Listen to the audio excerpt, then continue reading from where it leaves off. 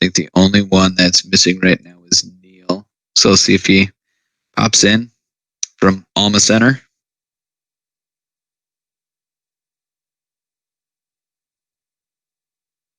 Okay. Cool. All right.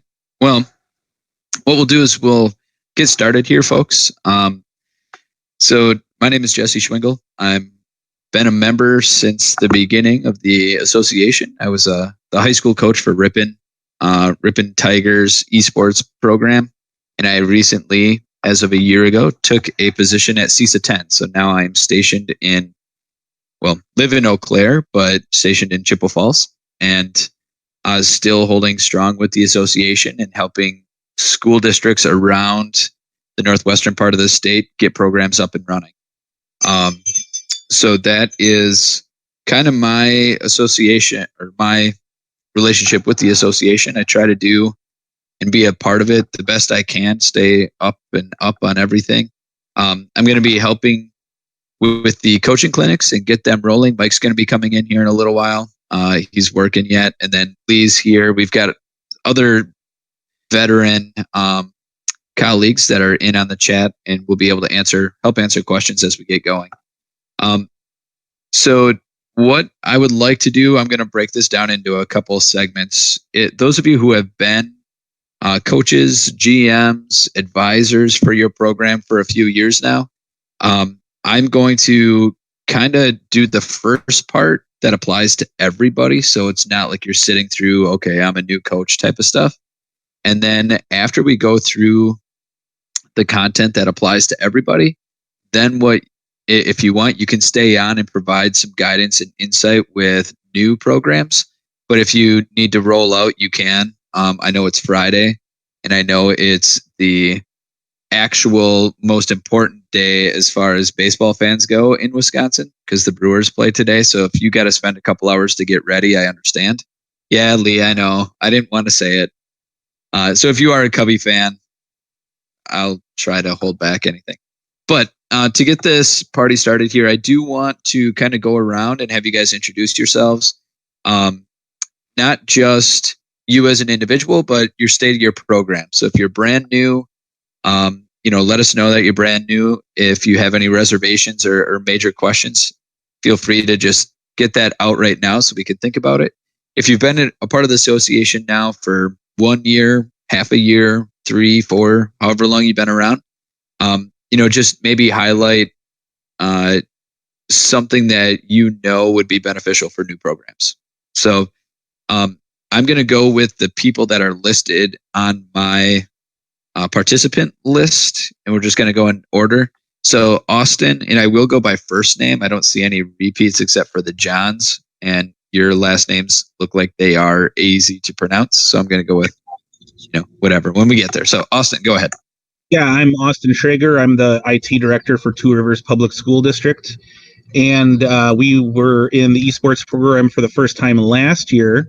We did Smash the first semester, and then we did League of Legends and Rocket League the second semester. And it's been a really good experience. We started off with 6 students, and it's grown to 30. So we have a little bit of juggling to do and some equipment to rearrange, but it's a good problem to have. One thing that I think I would share with all the new people would be, the IT departments in a lot of the larger school districts, they like to follow rules by the book, and there's reasons they have certain things blocked and certain things not blocked. But in order to work with the esports program, it's relatively easy. If you run into any trouble with your IT staff or you don't know how to ask the right questions, there are people here like myself who do this for a living. So we can definitely assist you in composing the right questions to ask to get your network set up so you can play the games you need to at school. Awesome. Yeah, and just to reiterate what Austin said, I will touch base on Discord and how we communicate as a community. And we have a tech support channel within our Discord server that at any point in time you put it in there, and you'd be surprised at how late people are up. Well, maybe you wouldn't be surprised given the venture that we're looking at here. But your questions can be answered at any point in time just using that Discord as a discussion platform. which I will touch base on. Thanks, Elaine. Austin. Ben, if you're around. Yeah, I'm here. Hi. My name is Ben Mund. I'm the technology director for Edgewood High School, which is in Madison, Wisconsin. Right now I'm going into my third season with the league. We've always competed with the spring season, fall season. So that's Smash. We play with Lee a lot, and then Overwatch. As far as advice for new people,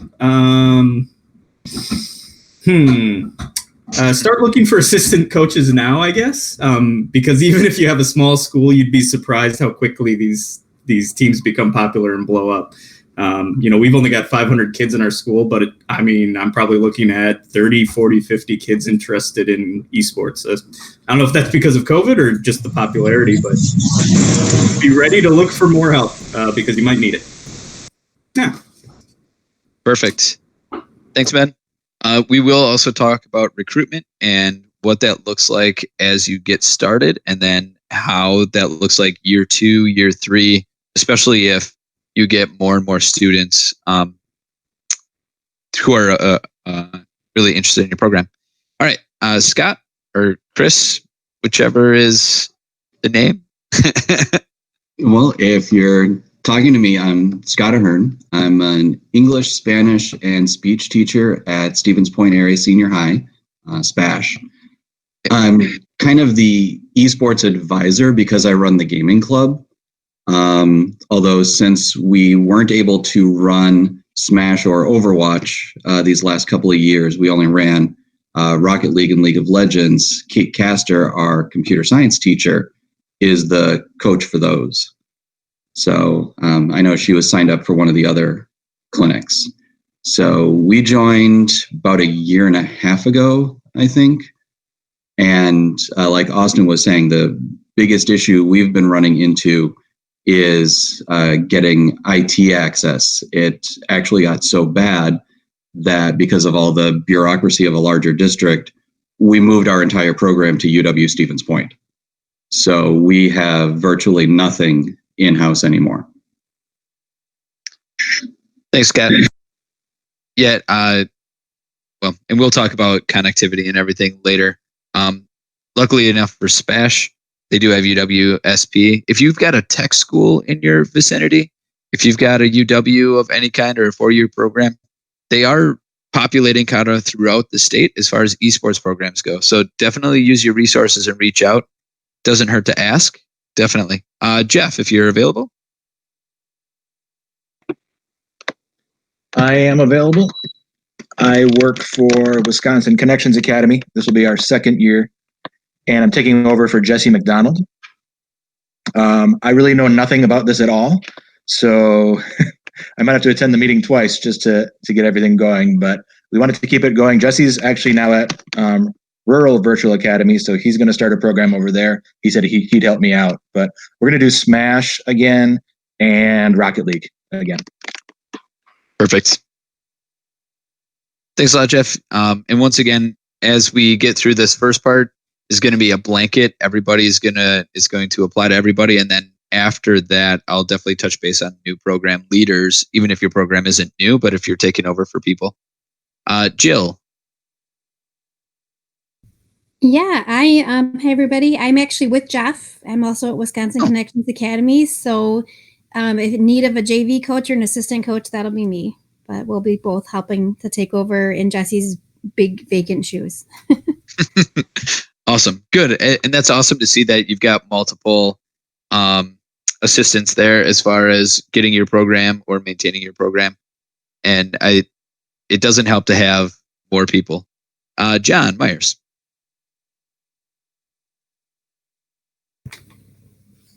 Hi. Last year is our first year. We did not participate in the fall, but in the spring we had a JV and a varsity Rocket League, and we had a JV League of Legends. So we had some really interested kids that got the thing going, and they just kind of talked me into being their coach. So here I am. Perfect. And what district are you from, John? Shawano. Perfect. Thank you. And we have another John on here. Hi, I'm John Poupart. I'm currently summer IT support for the Lakeland Union High School District. Looking to be an assistant coach for our esports league. We were about to get it off the ground and hop in possibly in the spring, but then COVID happened. So I was a student a few years ago, and currently we weren't looking at an esports league per se a few years ago, but we were running Extra Life every now and again. So that sort of evolved into, doing an esports league. So we got a lot of student involvement in that now. Good. John, real quick, just so you know, if you want to chime in, your mic seemed to be cutting in and out. It was kind of quiet. Just a heads up. I didn't catch which district it was that you were coming from. Lakeland Union. Lakeland. Oh, yeah. Okay. And my coworker also, who's the network specialist, will be hopping in later. He's proctoring a test right now. Okay. Excellent. Thank you. Lee. Okay, sorry about that. I had to change things on the mics on my end. I'm Lee Itzen. I'm the tech coordinator here at Random Lake School District, or as I call it, I am the tech department because I'm it. We've been doing this for about 3 years. We're coming in on a third year. Last year was the first year we played all 4 games. I also serve the association as the Smash coordinator. So I'll be talking a bit later about how Smash works and all that kind of stuff. Probably the biggest thing for us, there's a couple. One is we found a community partner to grab onto to get some help. So they pay for our jerseys, and they provided us with some computers and that kind of stuff. And then the big thing, and it's already been said before, but assistant coaches help. I don't know much about any of these games other than I kind of know how to play them, but I'm not real great. We found some people that have been playing the games for a long time, and also students helping coach, and that has been the biggest help because I handle all the logistics and all that kind of stuff, and they just handle all the coaching, so it kind of works well for us. Awesome. Thanks, Lee. I know Mike is in a meeting. He's going to be joining us in a little bit. Neil, I see you got in here. How you doing?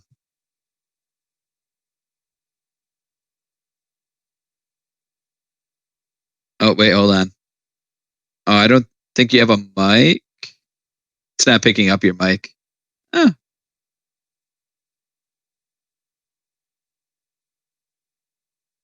Oh, can't hear you. Sorry.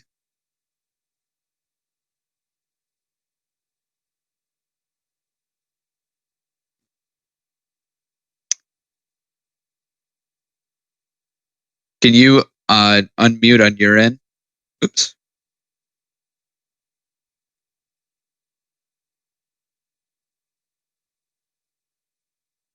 Yeah, sorry, Neil. We're not able to hear you right now, and I can't unmute you. Like, it's just not giving me. I don't have an option.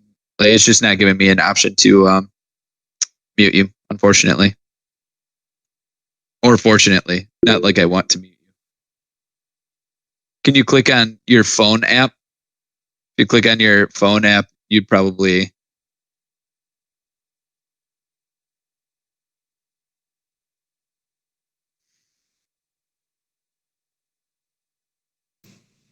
There you go. There you are. Hi guys, sorry about that. You're good. Actually caught me.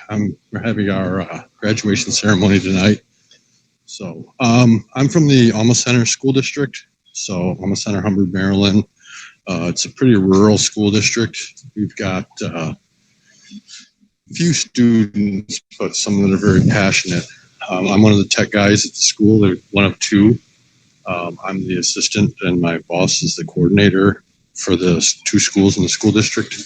So we didn't get on last year, but we wanted to get with the Wisconsin league because we wanted to have more competition with the schools in our area as opposed to more of a United States type of thing, in order to have more competitive area, kind of give them an idea of what it's like to do this when they go on to the 4-year and whatnot. So I'm head coach and kind of taking the ball and running with it. But I try to keep as much of it student driven so that they're advocating for it for themselves so that they can see what that's like. So it's also a dual experience for them. So right now I'm walking through town, so I'm listening to you guys, but I'm going to keep myself pretty quiet. Just listen. So Neil, once again, since you are within, and I've been down and I talked to you too. So any point in time, as far as Alma Center goes, just let me know and I'll be able to zip on down and help you guys out. Awesome. So I know we've got. We're looking at, I know there's some who are interested in League this year. I know there's a kid who was interested in Smash very much, but I'm not sure we'll have anybody for Rocket League, but we may have some for Overwatch. Okay, excellent. Thanks again, Neil. Peter. Hey, Peter Isles from Wisconsin Lutheran High School in Milwaukee. I'm the Director of Instructional Technology. We just finished our first year League and Rocket League. We'll be adding Overwatch this next year. And I would say the most important thing would be for coaches to be communicating in the Discord. It's frustrating on game days when you're trying to coordinate the matches and you can't get a hold of the coach. So if your coaches are in the Discord and active, it really makes things run much more smoothly. Excellent. Thanks, Peter. Yeah, I agree 100%. So if you are new and you have no idea what Discord is, that could be part of our discussion here. After we get through the general stuff, we could definitely take a look at Discord and show you how it works. But yeah, I think 90% of the errors and issues between districts, especially on match days, come from a lack of communication and understanding how to use Discord. So we'll get you on top of that for sure. Shaylee? Yeah. Hi guys, my name is Shuli Schmutzler. I work with Northeast Wisconsin School of Innovation. We just kind of go with new school. It's a long name. We're Green Bay Public. We were going to have our first meeting in May to find out what students wanted to do so we could start a team in the fall. You can probably guess how that went. So we're going to hopefully maybe start one in the next couple of weeks, months, days, who knows. I have a couple of students who are very active video gamers. They're into Twitch and Steam rather. I myself game and use Discord. I'm a language arts alt-ed teacher, so I kind of do everything, but I'm ecstatic to be noting all these names of tech people that I can also chat with. Yeah, I'm trying to figure out, we are a 7-12 charter, so trying to figure out how to do the varsity, not varsity, JV. And I also need somebody to tell me how to get into Discord and change from my personal to my school on my phone, because I haven't figured that out yet. Okay, perfect. Yeah, and if you want, if you've got questions, you're at a computer right now, feel free to throw that into chat so we can kind of document that. We'll make sure, someone in the background can provide you some insight or whatever, and at least you can work on that as I'm going through some things. No, that's awesome. And you will see, we'll talk about what varsity and JV looks like with each of our titles. And then, your kids, I just like to hear that your kids are excited. I know they're excited, but once you add this competitive element and they're involved, it's so much fun. And then Stephanie. Oh, wait, you're muted right now. Sorry. Sorry, I forget to click the button. I am the science teacher from Rock University High School. It's located in the school district of Janesville. We are entering our 3rd year, and right now we've only played league. We played JV, and then last year we played varsity, and we're looking to expand. I've got some students that are interested in Smash, but again, with everything, we're on the same situation being as crazy it is. I don't know how quickly we'll be able to expand or if we'll be able to, but we're definitely looking into playing something in the fall season. Excellent. Thanks, Stephanie. Now, real quick, did you guys have a varsity team at all, or just stuck with JV? We were varsity last year. We only had one team. Okay. The year before that, we were JV. Our school only has 75 students in it, and so we really only have enough to probably support one team. Okay. And like I said, we didn't have a JV team last year. We just had a varsity. Okay. And the only reason I wanted to ask is if you are a pretty small populated school district, and you know that your kids just want to be a part of it, but they maybe aren't at like what you would consider like a varsity level, probably, you can run with just JV teams, and we'll talk about that too. And that's just a really great way to get you and your students and your scholar gamers still involved and not get discouraged against competing at like a super high level. So. All right, thanks. Well, we were JV. Our kids play a lot, so they wanted the challenge and try varsity, so we went for it. So, like I said, it went pretty well. That's awesome. Okay, I think that's everyone. John, I know you came in a little late. If you want to introduce yourself, if you're available. For sure. Oh. Cool. Yeah, so I'm John. I'm at Lakeland Union High School with the other John Poupart here. We started getting a team rolling last year. I think we're probably a week or two away from scrimmaging. And then all this started. So we're excited to move into this next year and hopefully play some games. Awesome. Cool. And then last but not least, Mike, you want to introduce yourself? Yeah, sure. Sorry, I was in another work meeting, but I'm Mike Dolly. I'm the president of the Wisconsin High School Esports Association. So first off, thank you for everybody being here. I appreciate your time, and we'll try to not take up too much of it. So appreciate you being here. Perfect. So by working, Mike actually meant trying to climb the TFT ranks, but we won't hold it against him. Not true. I had an actual work meeting today. I'm actually doing work today. So for those of you that don't know, I'm an instructional systems designer in a private company. I'll be returning to the classroom in Elkhorn High School this fall. So I'm currently not in a teaching position or school position. So he does work, is what he's saying. I got it. Okay. Perfect. So like I said, I do like to do these introductions for a variety of reasons. Mostly, even if you're a veteran component of the association, it's nice to hear, maybe your successes, but just kind of lend a helping hand right away. And then let everybody know who's in here that it's not just a bunch of newbies trying to get the program started. We're all at different levels of support. And it's just great to see, once again, we have everybody from, the southeastern and southwestern part of the state. We're up towards Alma Center, so we're getting a little further north. We actually have the new school, so Green Bay, you're probably the furthest north that's here in this meeting anyways. So, I mean, we're spreading, and that's what we want to do, right? We want to create these opportunities for the kids. And you are all helping get those kids involved, and that is unbelievably important, right? It doesn't matter the struggles that we go through as far as getting this going. It's for the kids. So ultimately, that is our goal. Okay. Ultimately, that is our goal. Don't forget about that. So what I'm going to do is I'm going to share my screen real quick, and we are going to go through a little agenda, and I did put it in the chat. I will do it one more time here. And if you talk to anybody, if you were here in the first meeting, I did reorganize things a little bit different. I want to make sure, once again, that it is Friday, and I want to make sure that it's worth everybody's time.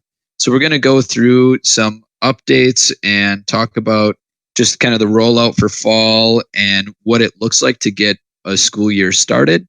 And that's something that everybody can, even get a refresher at. And then if you need to take off, and then I want to address kind of the new programs and go through what it looks like to get your program actually started. So on the agenda, well, you're already here, so you don't need this link. But towards the end, we've got an exit ticket. If you just fill out that Google form, it provides feedback to myself and us on what further questions we should be addressing and anything we want or you want us to be updating you on. So I'm going to jump right to it. We're going to take a look at some checkpoints going into the new year. If you are not familiar with our association website, it is the WIHSEA.org, and I will put that in the chat.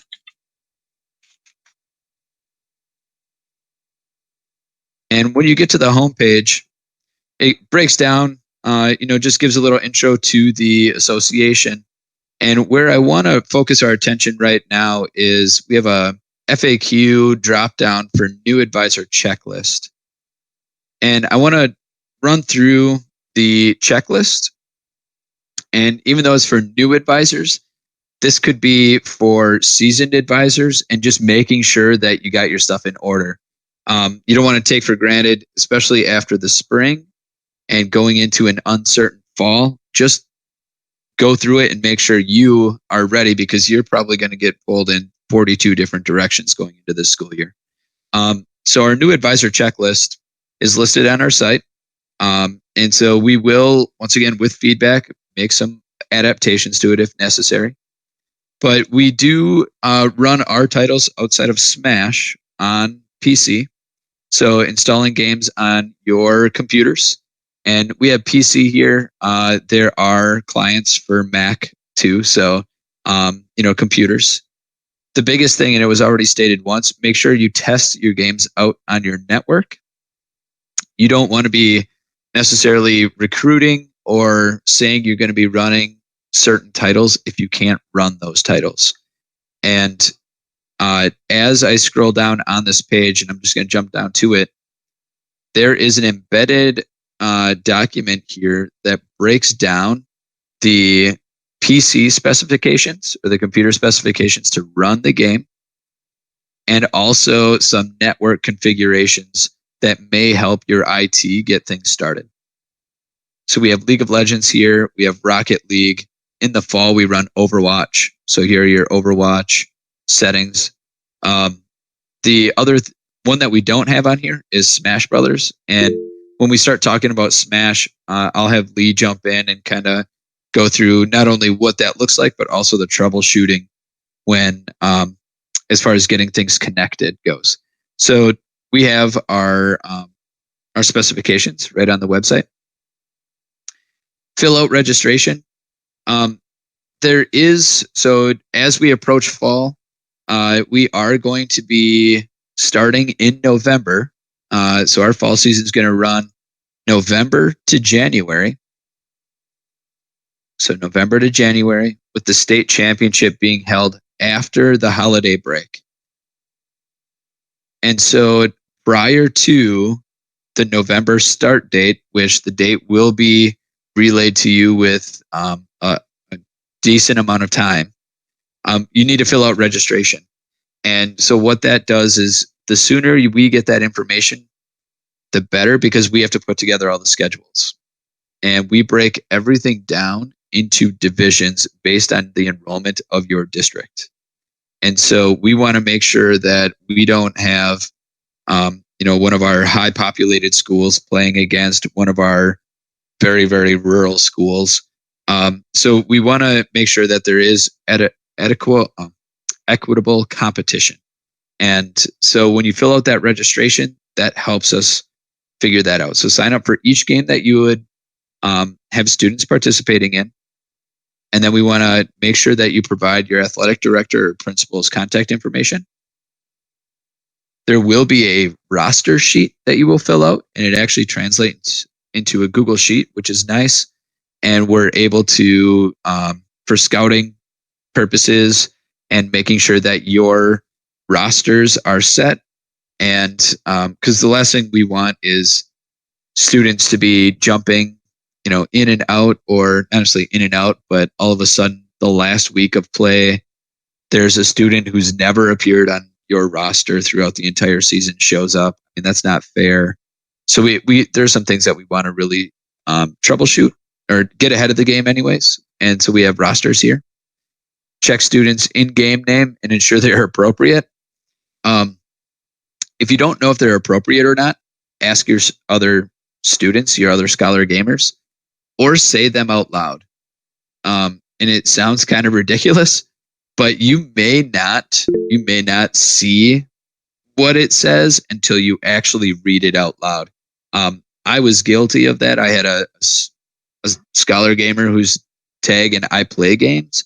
I didn't even recognize it, and it was a combination of the character names, and it wasn't appropriate. So we'll just leave it at that. So you want to make sure that your IGN is appropriate, and then include your contact information, including a phone number in case coaches need to contact you. And I do know that that is definitely one thing that Peter had mentioned.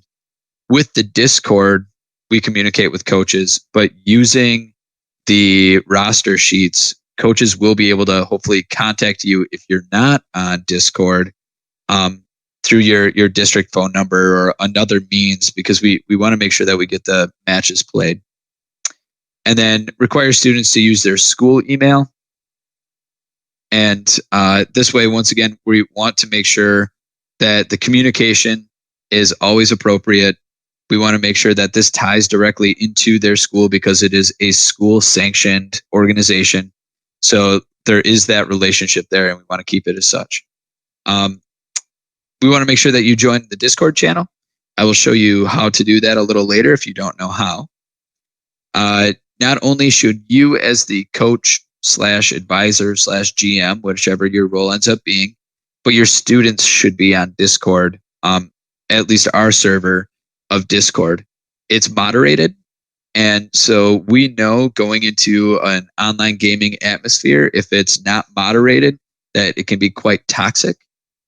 So everything is put through filters that we've got, moderators constantly watching what's being said. We had a couple spammers get into our server, but we were able to get that taken care of and delete what we needed to delete. It was actually really great. So with the students getting involved, what's awesome about it, so I'm just going to go into what Discord looks like for the time being. And so there's all of these channels that students can jump in. They can see the regulations for their titles. We have general conversations going. So it's not just a community for the titles, but it's just a community for them to connect. Okay, we're building an esports community. It's not just a team. So if you're a program that is getting started, but you just don't want to jump all in, really just become part of the association, become part of the Discord. You can start scrimmaging, so you can look for a game. We've got universities that are putting out recruiting.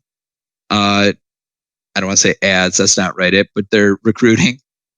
We have tournaments and camps that we're finding and we're posting for your students to get involved in.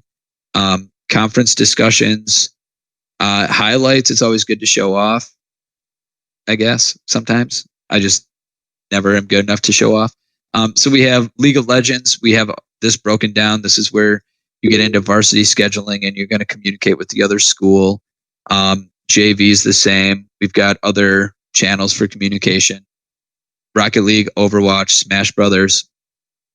And what's really cool is as we look to the future, and we're not a stagnant organization by any means, because if we were, we would never progress and we'd fall behind significantly real quick. We're looking at other titles.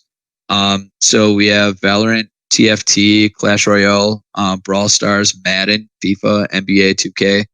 So we're actually looking to broaden what we're doing. We're not going to jump in right away because 4 titles in organizing 4 titles is a beast. Ask Mike. So what we're going to do is really just gauge what's out there, because if all of a sudden, say, League of Legends really tails off with our Scholar gamers, but there's another title that is appropriate for school, we'll pick that up. So really, the Discord server is unbelievably important, and I just showcased all of these reasons. Once again, 95% of the communication should be handled here. connects students and students in next level education. Then it works through a browser. So you don't need to have any additional software installed. I have the Discord client installed, but I could easily pull that up in a browser. Just real quick too on the additional titles there, Jesse. Yeah. We've been looking at the other titles as well, just in case if this upcoming school year we have to return to a virtual environment. And I know the WIAA just had their meeting yesterday to discuss what they were going to do with athletics this upcoming year. While I love to be a glass half full kind of person, I prepare for the worst. So if those students who compete in traditional athletics, we are looking at adding additional sport titles just because we know that those students are already playing them. So if their seasons get canceled or pushed back, this is then still another way or opportunity for them to connect and compete against their peers. So just wanted to throw that out there too. Perfect. Thanks, Mike.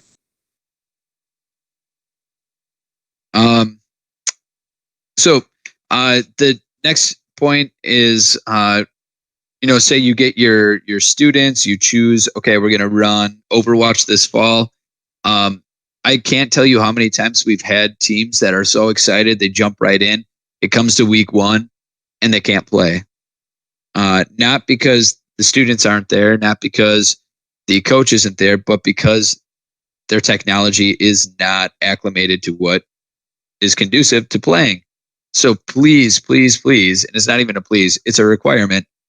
You need to scrimmage before the season starts. Okay, we will set some dates and some guidelines. Make sure you get your scrimmage in by this time.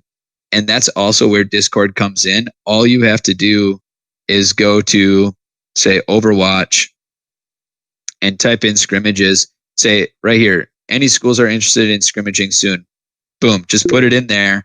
You are going to get people, other programs to reach out to you. So use Discord for that communication. If for some reason you're not getting anybody to bite and you want to play and to practice and to scrimmage, let us know. That's where there is a coaches discussion. So as a coach, you will have access, or you will put on here for access. You will be able to get in here and say, hey, we're looking to scrimmage. We've posted in the scrimmage. We're not getting anyone. Can you help us? And I mean, worst case scenario, a bunch of coaches put together an Overwatch team just to get you guys connected. So we'll work with you. But that scrimmage piece is unbelievably important. Okay, once the schedules are set, we don't want to have to redo a full season schedule based on someone not getting this piece taken care of. The last thing we want to do is also record a bunch of forfeits, and then you'll be ready for the next week, and then it's 2 weeks out, and then it's 3 weeks out, and it just it hurts the program. So 2 weeks before your first match, make sure you try to get a scrimmage in as soon as possible. Would be ideal. If you don't scrimmage, you won't be included in the schedule. And then posting your results. So we do have an option here for posting results, but on the website, we have match reporting. So you would just click this, and there is a series of Google Forms. So if you are Division I Varsity League of Legends, to report your match, you would click on fill out this form.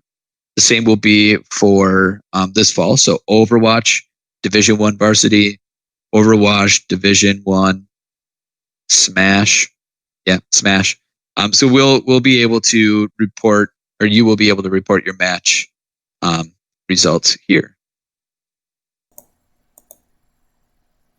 And I am talking fast. So real quick, I'm going to jump back up to here.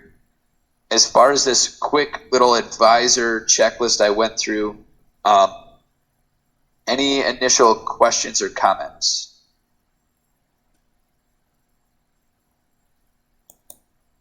Actually, this is Austin. I have a question regarding the roster sheets. Yes.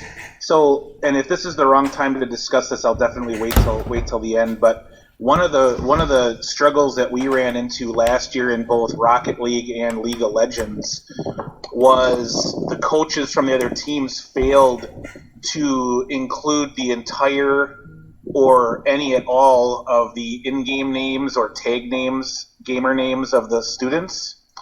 And we struggled at the last minute to know who to invite, how to get in touch with them. And I just wanted to stress that I think, we've gone back and forth about, etiquette and doing the right thing. And, sometimes we were waiting until 10 minutes after start time because we couldn't get the gamer names from the opponent. Are you going to put a black and white requirement for that ahead of time before the season starts?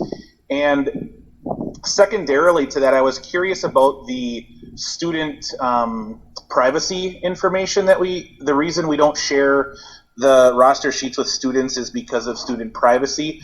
I don't know how that works with like football and basketball, but don't the kids know the kids on the other teams anyway? So would there be any harm in sharing those names on the roster sheet, given that most of them are already also in Discord as well? And Mike, I think if you want to talk to this too, but what I want to jump in and say is one of the things that we're trying to do is be a little proactive in why we're holding these coaches clinics, so we could talk about this. And as new teams come in, they now will be like, we're talking about it. So I think before we had these coaching clinics and it wasn't a mandatory component.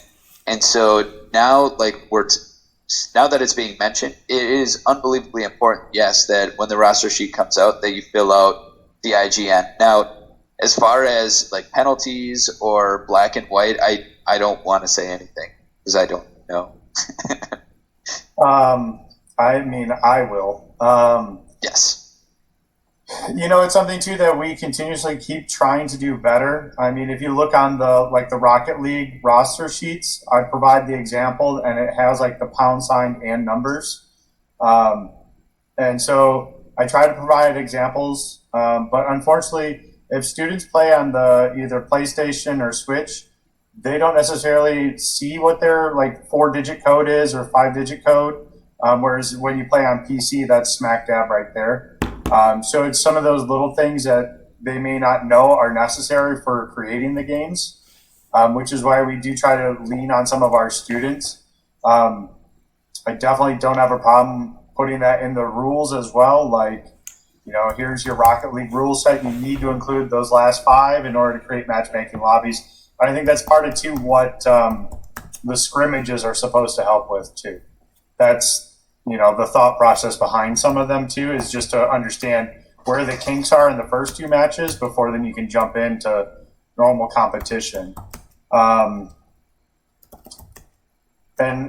maybe I can provide some additional tools too, like Rocket League lookup, to where like if you just copy and paste it from this sheet and paste it in there, if you don't find anything, that means it's not linked right.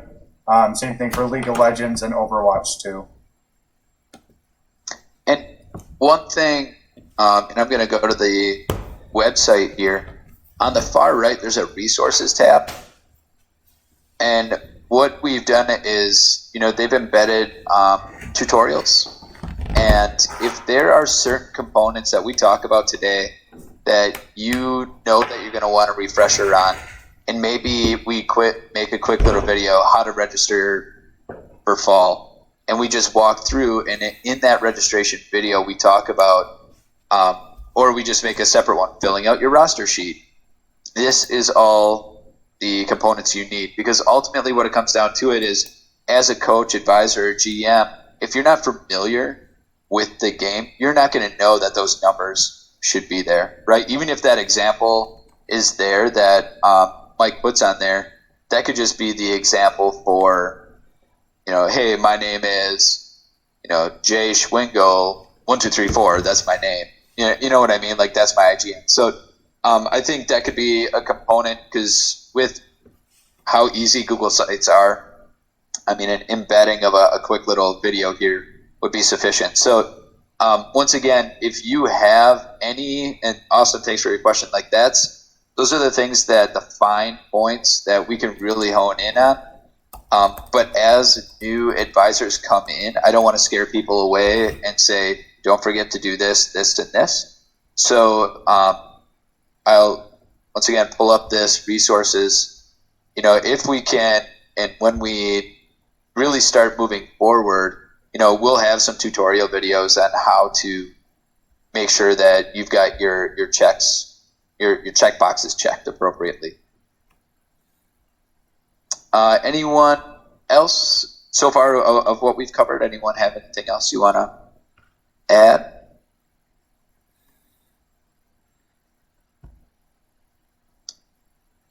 Cool. All right, cool.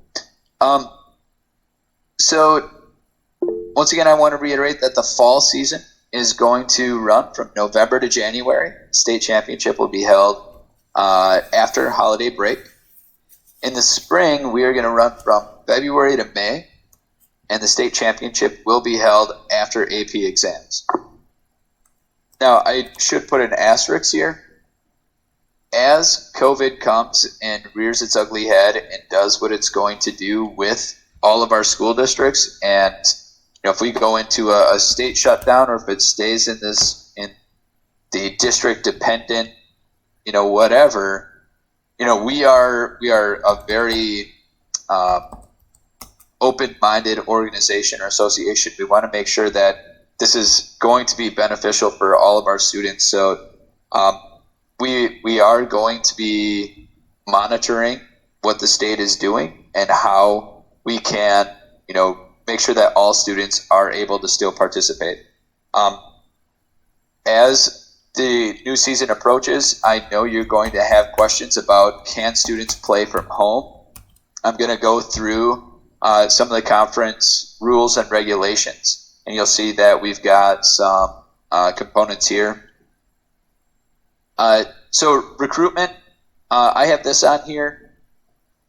The first thing before you really get going is you want to make sure, even if you've got a program already established, send out a communication to your Scholar gamers on on if they're interested or still interested. Just because you had students part of your program last year doesn't mean that they're going to do it again. But at the same time, just like in your traditional sports, you've got your spring meeting and your fall meeting, you want to do an esports meeting as well. So what I typically do, just because it's easier for me, and I send out a Google form, an interest survey. I send it to all of my students and just get a gauge for who's going to be coming in and who's not. Now, it is summer. Them checking their email is very unlikely. So if you've got a way like Discord, for instance, if you have several of your Scholar gamers that are on here, feel free to message them or send out your interest survey in another media platform. Anyway, just start getting an idea of your numbers. The last thing you want to do is put all kinds of time, money, and resources into your program and have 4 kids show up.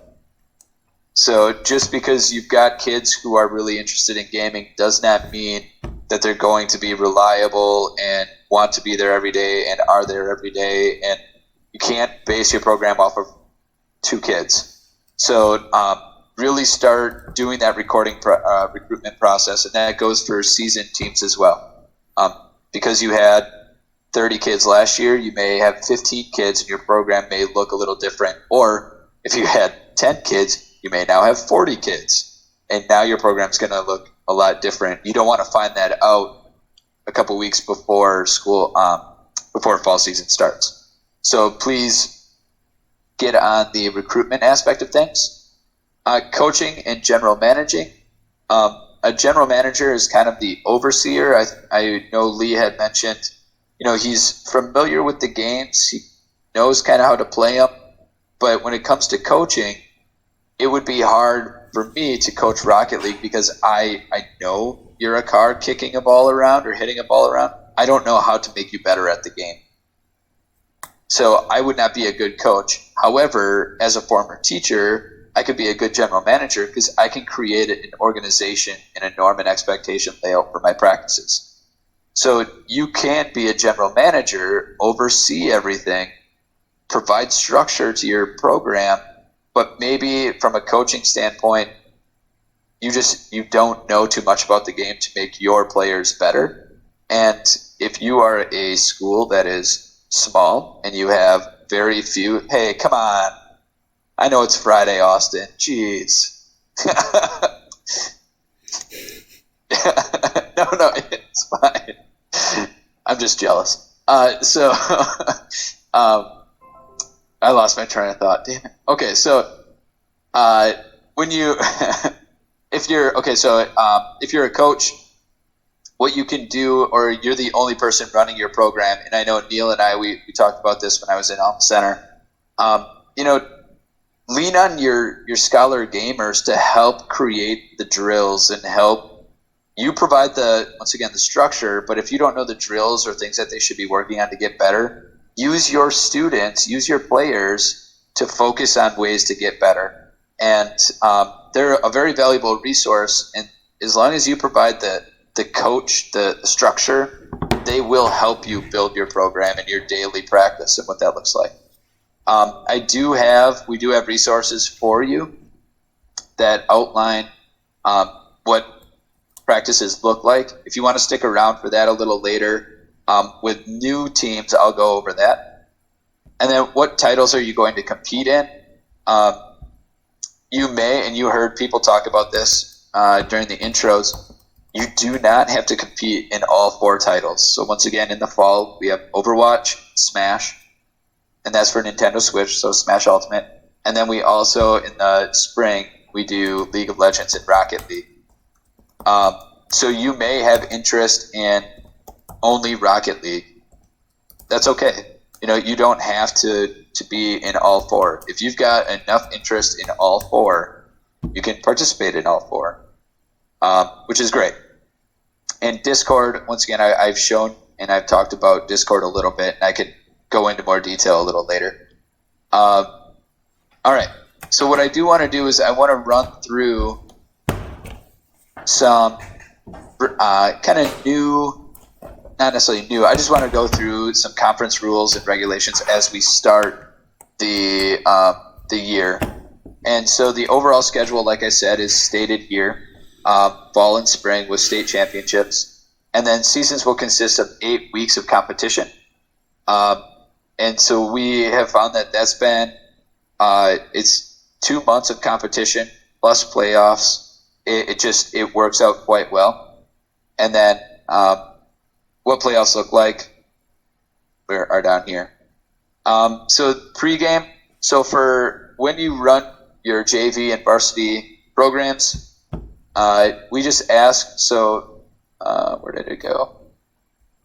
Here are some pregame components that we really want to make sure everybody follows. So this is why I'm going through it with everyone and not just new programs. Please arrive 30 minutes before the scheduled match time. You want to test your equipment. You want to make sure your kids show up. And so 30 minutes is ideal. Now, myself or Lee or Mike or any of the title, I don't want to say presidents, but organizers, we're not policing this. This is just a general rule of thumb. Matches typically start at 4 o'clock. So there are schools throughout the state, believe it or not, that don't end at the same time. So we have to be aware of that, and that's where the communication on Discord is unbelievably important.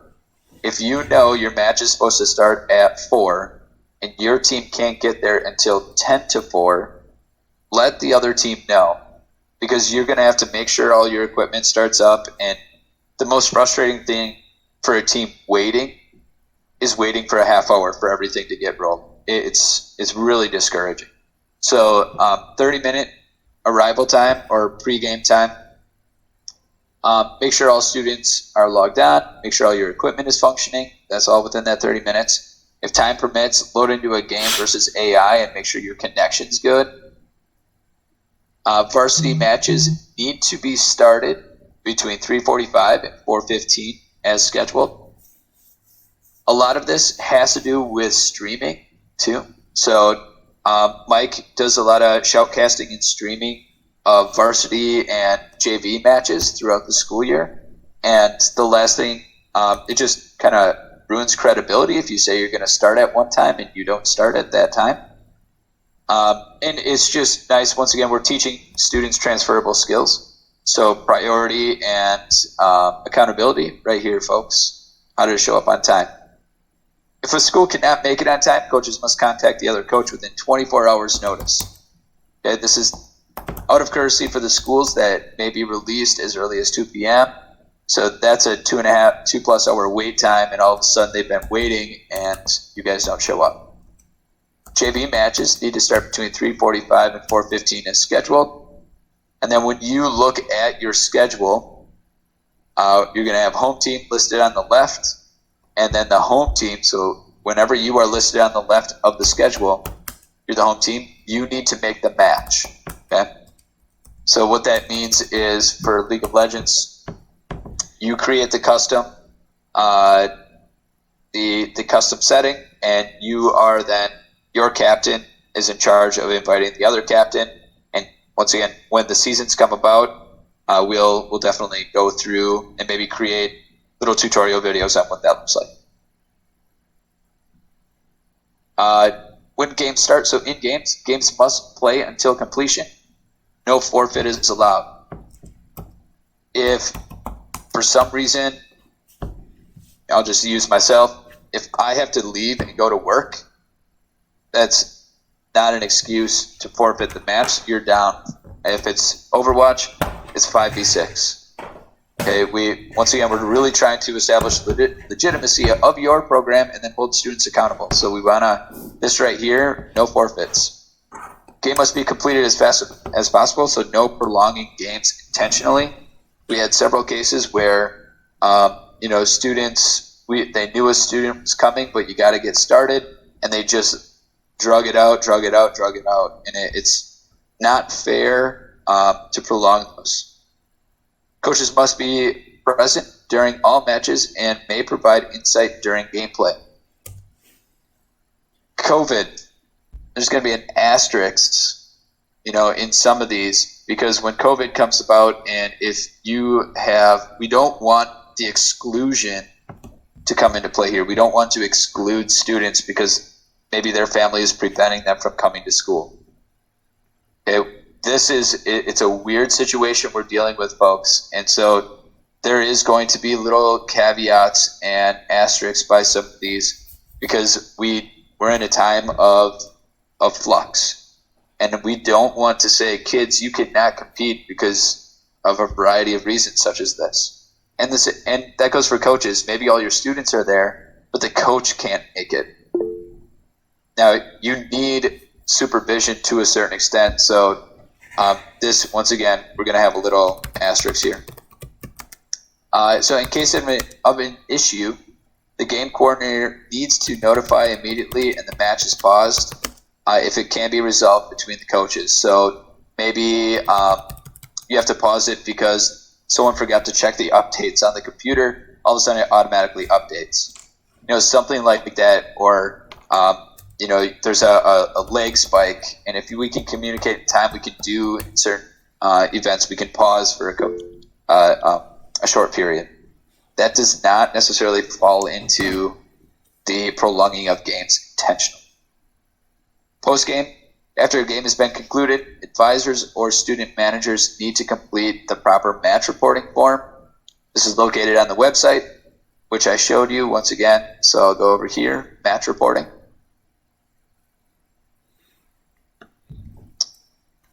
Advisors or student managers can complete the match evaluation form as well. The match evaluation form is something that we really want to focus on this year. And in past, and we just know that online gaming to a certain extent can be toxic. And so what we want to do is we want to really celebrate, promote sportsmanship. We have a lot of issues where students, when they're in solo queue and then they get into this organized component, they can't turn that negative component off. Not that they are negative students in general, it's just they're immersed maybe in a culture that may have negative tendencies. So with this evaluation form, League of Legends, choose your opponent, what was the match result. And then here, this part is really cool because what this does is we pay attention to this, and at the end of the year, programs are selected for their sportsmanship awards, which are great. And then individuals too put some additional comments. Say Lee from Random Lake was very supportive and helpful in our match, and just provide this information. The more information we have, this here are these like little subtleties that help make the organization better in the long run, because we can collect this data and reflect on it throughout the school year. And that is located on the class website. And after each match, maybe you have your team captain fill it out, or as a team you fill it out, or your advisor or GM fill this out. So we have pregame, in-game, and post-game. I'm talking fast. I apologize. Any questions? Anything? Seasoned GMs here want to say anything?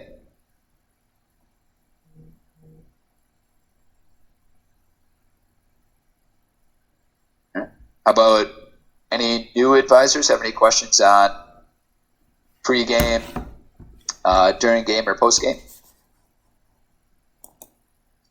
Actually, Jesse, I have something about the whole pregame stuff. Yeah. I think the biggest point is because we've had some folks that we've played against that maybe don't fall under that 345 to 415. The biggest thing is as long as you two connect, the two coaches connect, and you have an agreed time to start, and you've talked to, if you're on the stream of the week, you've talked to Mike or whoever's streaming, you're fine, truthfully. It's just we would like them between that time, but there's things that happen. There's and we all know we're going to be on weird schedules this year anyway, a lot of times.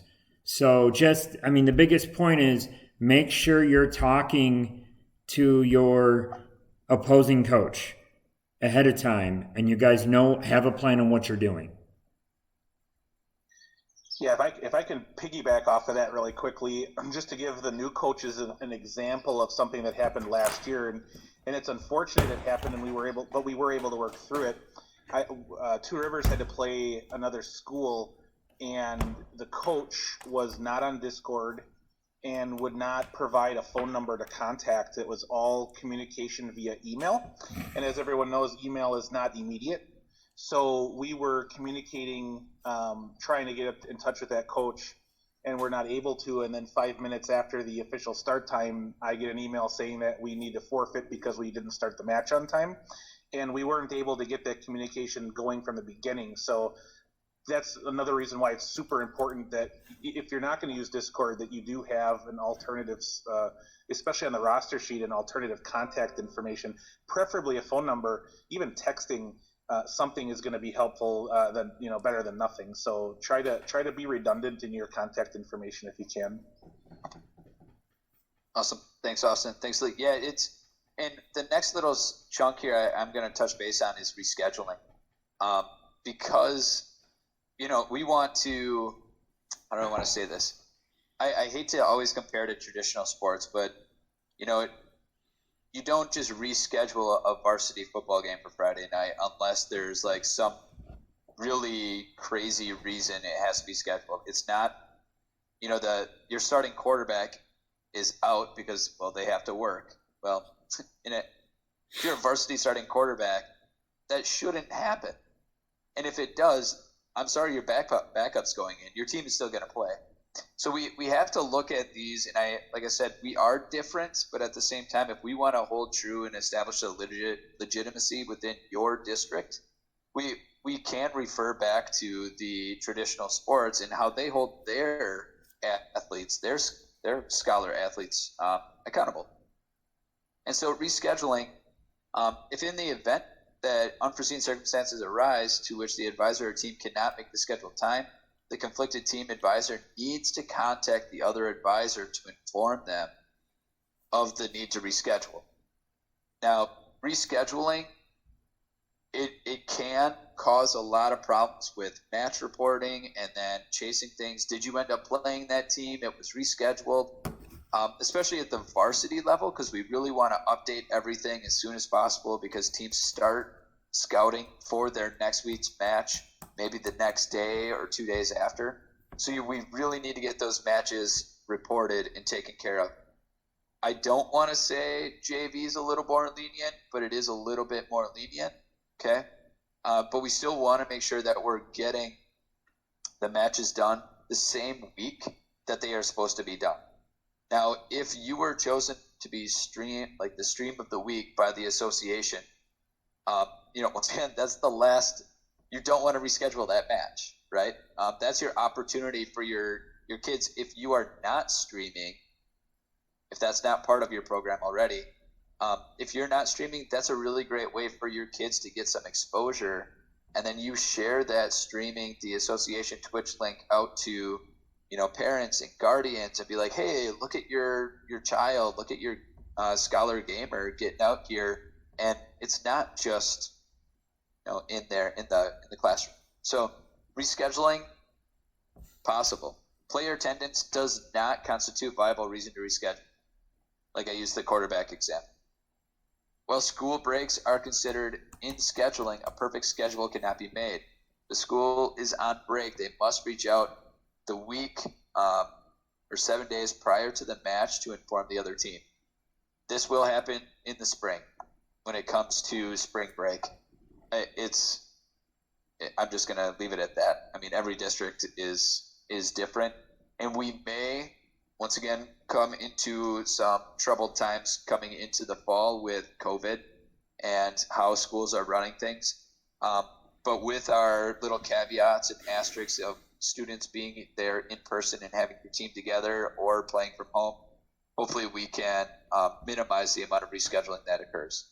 If a school doesn't inform their opponent the week prior, that school will forfeit the match. Acceptable request for rescheduling. In case of an inclement weather, there's a makeup week at the end of the season that all missed games must be played. Scheduling missed matches will be up to the coaches and players on that day in which order to play them, if multiple games must be made up. Internet or power outages, and then school is canceled, closed for break, or canceled for other scheduled activities. When I was teaching, varsity matches were on Thursday, and we would always have parent-teacher conferences. And so I was a high school science teacher. I had to do conferences, and then I was also supposed to keep my wing quiet, and I didn't have a place for students to play, and so they just used my classroom. I got in trouble eventually because I kept my students and I said, you guys, we're not rescheduling, you guys are going to play. And they were hooting and hollering down in my classroom. It was awesome for me because I knew how much excitement and fun they were having. But I got raked over the coals by the principal because it was supposed to be quiet because they were doing conferences. And I was like, well, I went out in the common space and did my conferences. And if anything, the parents were like, oh, what's going on in there? It's fine. So there's either way, there's a couple examples here, but ultimately, like Lee and Austin mentioned, you just got to communicate with your opposing coach. Substitute players, in the event that a normal starter cannot participate that week, the coach must add the student who is competing to the official roster by 9 a.m. the day of the scheduled match. Okay? And this right here, if I could bold it, highlight it, do whatever to bring attention, this seems to always rear its head and cause at least one or two problems throughout the season. So, right here, maybe we if you have a question about substitute, and I'm going to always go back to Discord, folks, hey, I don't remember the protocol for substitute players. Boom, coach's discussion. I don't recall substitute player rules. Boom. And then someone's going to help you out. I'm curious what happens here. But so a substitute teacher or a substitute player, can be rotated as a starter between matches, not mid-game. Okay, so this right here, when we get to talking about Overwatch, there's a for sure 4 games that are played out of 5, and so you can rotate. So a sub player can be rotated as a starter between the matches.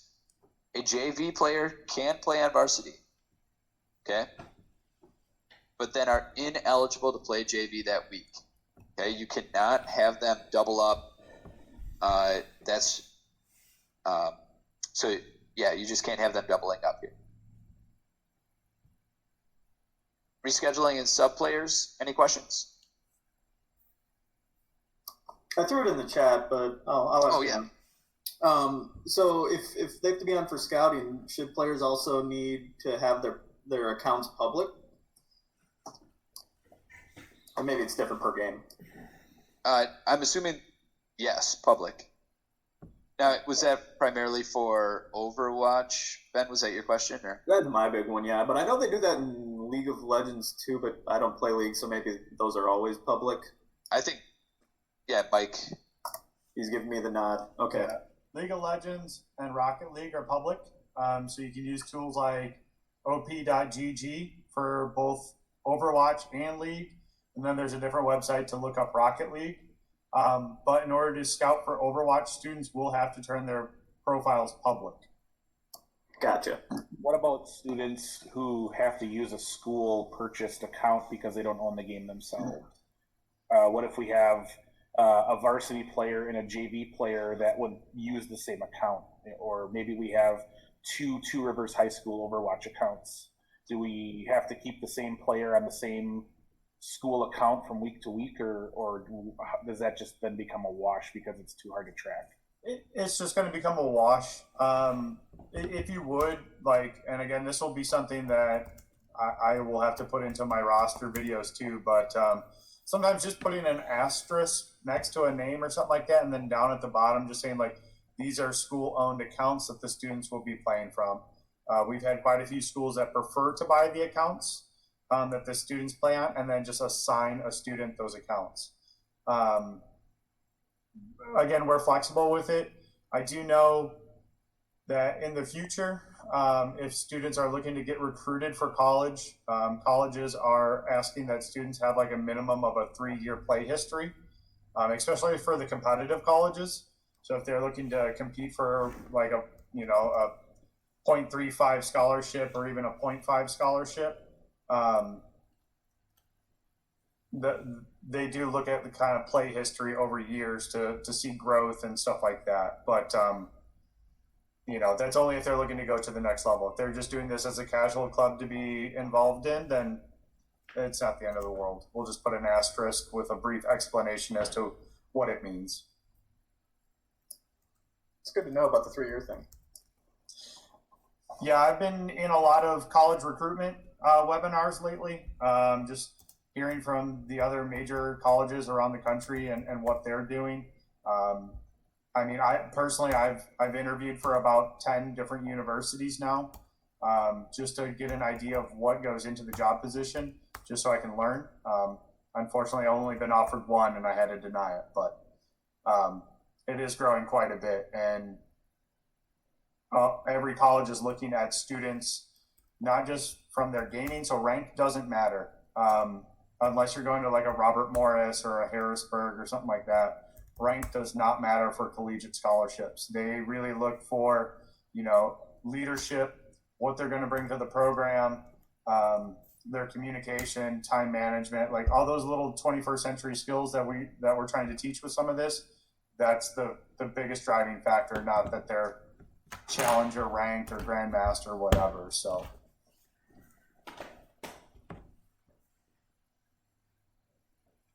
Excellent. Any other questions with regards to rescheduling, sub players? And I know, in the hour of us actually going through the content here, we're going fast. And once again, I just want to reiterate, reach out at any point in time through Discord or a chat like this, or if you want our email, just ask. It's unbelievable the support that we have within the districts that are participating in this to help you get your program off the ground or help maintain your program, or if you're losing or gaining at a rapid rate. Like we're here to make sure that you guys can provide the best program possible. So I'm going to get into some game specific stuff here. So game specific schedule.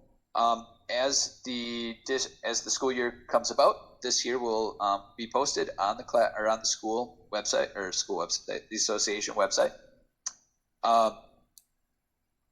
So in-game rules: games must be played until completion. Like we said, coaches must be present. With this little asterisk here, we'll be talking about that. I do want to reiterate, this is a draft. We don't have finalized rules and regulations quite yet. So you may see some comments here, and then we will be posting. Back to resources. Nope. Yeah. So on the resources, you will see this change from the 2019-20 to the 2020-21 school year once we get everything finalized. So real violations involving schools and students shall be handled. This right here, we're really fine-tuning and working on how can we provide a sense of fairness and just penalties and accountability measures, not only with the programs but students in general. We're really trying to help the students become contributing members to society after they leave school. And if your esports program is something that they really want to take control of and be a part of, we're going to be able to teach them a lot of these, like Mike had said, the 21st century skills that colleges are looking for, employers are looking for too. So accountability right here in the rules and violations and penalties, we're really kind of going through and looking at feedback from the past few years and really narrowing it down on how to hold students accountable. And programs accountable. So rule violations and penalties, I don't want to go through all of these. Definitely, take some time and look at it when we put this out. But what it comes down to, and here's the violations. There was something I wanted to point out. So penalties for violations. So we have a couple steps here, but individual student, I'm just going to say it because I can't find it. So individual student accountability for your program. You can have your students, your Scholar Gamers, sign the code of conduct that you have all of your traditional athletes sign. You set forth your academic expectations. And so like in Ripon, they needed to maintain, I think it was a really low 1.5 GPA or some junk. And they couldn't have more than 2 Fs on their quarterly report. And so with Infinite Campus or Skyward or Power School or whatever you guys are using for your IMS or your ISS at your district, you can actually look at live grades and hold the kids accountable to whatever means necessary. Okay, so the academic part is what we really want to focus on, and I think maybe a little later, if we have time, Mike could maybe talk to you about curriculum and how even with esports is really just the tip of the iceberg. You could build in content and do a lot of really, really cool stuff with your whole school invested in your esports community. But the accountability measures and academic, I guess, could fall into your own personal expectations and guidelines of your program. And now I'm going to scroll down to Overwatch. If you're planning on participating in Overwatch this year, it is a fall title. All games are best of 3 out of 5, with 4 games being played no matter what. The order of the maps are listed here. So we go Control, Hybrid, Escort, Assault. The 5th game is needed. It is a second Control map.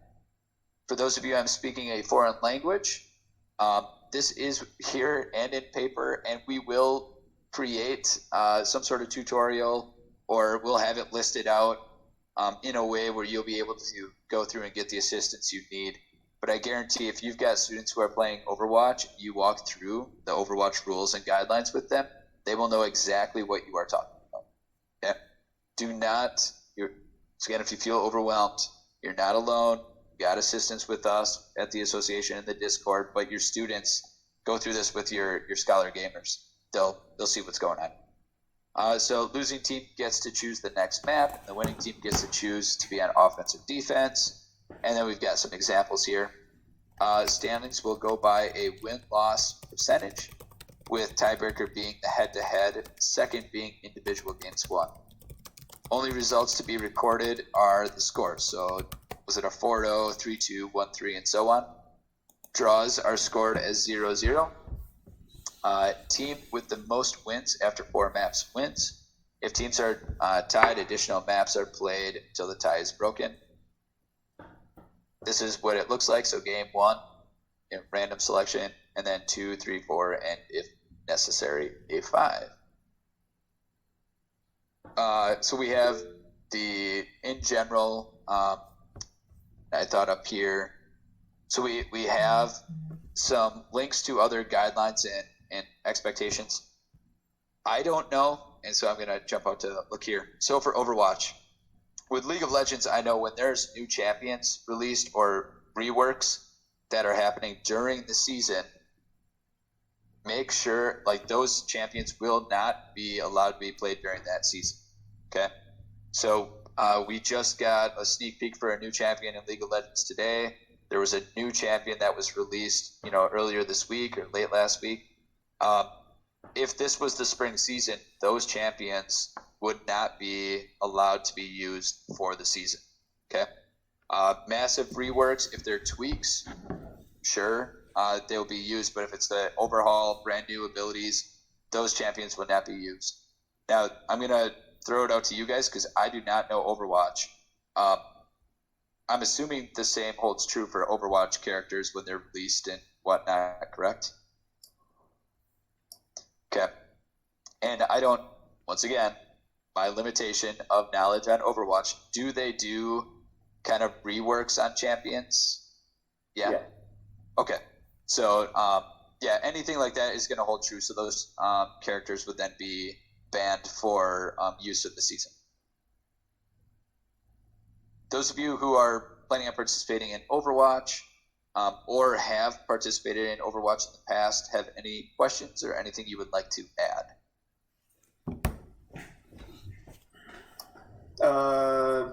My advice, I think is it a rule? No sprays, no emotes, no voice lines. Just trust me, none. it makes it easier. And thanks, Ben. So that ties into sportsmanship. So there's little quick cast opportunities, and they could do all kinds of stuff, and they could be taunting. We want to limit the negative interactions between our scholar gamers. So thank you. Any of the taunts, the emotes, the sprays, any actions in which your character is moving that is provocative or doing things that they should not be doing should not be done. And that, Lee might talk about Smash and stuff like that too. But so here's the thing too, folks, and Mike did a really good job. I think he sent a video out last year of what does unsportsmanlike conduct look like, or not unsportsmanlike conduct, but poor sportsmanship look like in the different titles. Because if I'm watching Overwatch, I'm not going to know that that is a bad thing, what was done, or a taunt, and so it's, as a new person, if you are not a gamer yourself, you may not know. And so you want to try and catch your scholar gamers. If they are doing anything bad, just catch them in the act and be like, no, that's bad. Here's why. Anything from just doing this at the end of a match. Oh, scroll down. GG easy. Don't do that. That's like, don't. That's dumb. Like, you just say good game or good match. You don't have to add that little part because that's just like a little poke in the ribs, like the kick under the desk, the instigator aspect. So yeah, please, and we'll go through what all that looks like. And then since we got Lee here, I'm going to put Smash up on the board here. And Lee, if you've got a sec, you want to chat about Smash? Sure, I can chat about Smash. First thing, yes, like I said earlier, my name's Lee and I'm the Smash coordinator for the association. One of the biggest things I will say is if you have questions, if you have problems, just reach out to me. I'm on Discord, my email's around and all that. It's in this document. I'll make sure it's in the chat here in a little bit. I'm willing to sit and help and answer any questions. This is kind of my baby to kind of want to keep it moving. So I love the esports program and I want to keep it kind of rolling. Smash. And for you prior season players, coaches and stuff, we are not doing duos this year. Duos was probably the biggest source of all our network problems. Nintendo has horrible net code. You talk to any Smash player, they will agree with me. And it just does not work real well doing duos on enterprise level networks. It just doesn't. In most cases, you should be able to, if we're doing singles, just put a switch up on the network as long as the Wi-Fi is open or your direct connection is open, and you should be good to go. You shouldn't have to do any special networking stuff, but talk to your IT folks. Have your IT folks talk to me. We can figure it out. Mike just said, yes, we're going to do JV this year, just because Smash is, I'll tell you, at our school, I've got 20 kids. Last year I had 20 kids in my program and probably 12 to 13 of them played Smash, which makes it real hard to make sure everyone can play with a 5-member team. So, last year we were up to 7 because of the duos, but we're going to be running 5-member teams. So, yeah, we'll have JV and be doing that as well. The rules that are in here, the final rules will probably be very similar to this. I'm getting a group of players together to go through the rules to make sure, allowable stages, that kind of thing, make sure everything is pretty much standard. But I'll say the rule set that is in here was the rule set that was going to be used at one of the major tournaments in the Dells that happens, and so I think it's pretty much rock solid with the rule set, but we will be trying to make some adjustments. I'm trying to think here what technology. You need a Switch and you need Smash Brothers, and I suggest a dock so you can hook it up to a TV. And a lot of districts own their switches. Random Link does not. We use a player has thankfully has sat and let us use his with the understanding that he can't really sit there and get angry and leave and take his with him and not let people play. That being said, when we have a practice day, there's probably 6 to 7 switches in our room. Because everyone brings theirs and sits and plays and does that. So do understand that, you don't necessarily, know how, you might not necessarily have to buy it yourself if your program doesn't have the money. I do suggest at some point getting one for your own, for your program. We're working on it this year and that kind of thing. I just saw a note about, and if you have questions, please put them in the chat. I'll answer them as we go through. Talking about ranking your ability. I'll tell you this. Random Link always did 1, 2, 3, 4, and then the 5th was coach's choice, just to make sure everybody got a chance. And the way we defined our 1, 2, 3, 4 is we had the day before or the Monday before our matches, we had a tournament. And then everyone played, and the top 4 in that tournament were the top 4 who played. So it could be the same people all the time. It could be different depending on how it goes. There were teams that sat there and played their worst first and their best last. I mean, it just kind of didn't, it kind of depends on what each team decided to do. There's no set rule on how you set your 5. We've always left that up to the coaches. I think I would say most coaches probably have their best versus the best. I mean, it's just kind of seemingly how that seems to go. Biggest point during Smash is if you don't have Discord, have your captain have Discord and be there some communication between the two. And the reason being is there's like things that happen for picking stages and everything, and trying to do that over email is impossible just because the games will last forever. Doing it via Discord has worked great. We've had some who've done it over Discord voice and done it that way. It just kind of depends on what your folks are comfortable with. Austin can talk about us during our matches. We did all through Discord and it worked great. And we've done that. Actually, we've played several in Ben too as well and done that, and it works really good. If you have problems during a match, I am always available. And I am there to help try to figure out what's going on and how to make it work.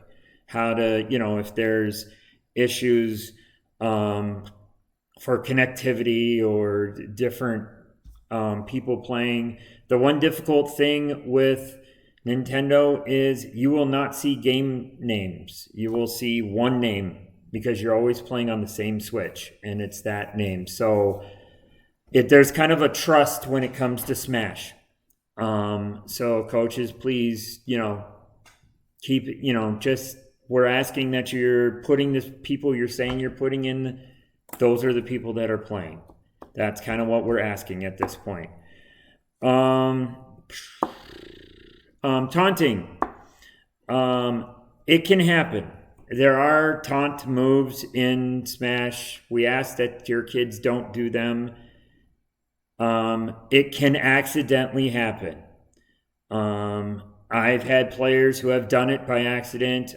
We had it done to us by accident. Talk to your, that's why you have the Discord communication. Talk to the opposing advisor. If it was an accident, let them know.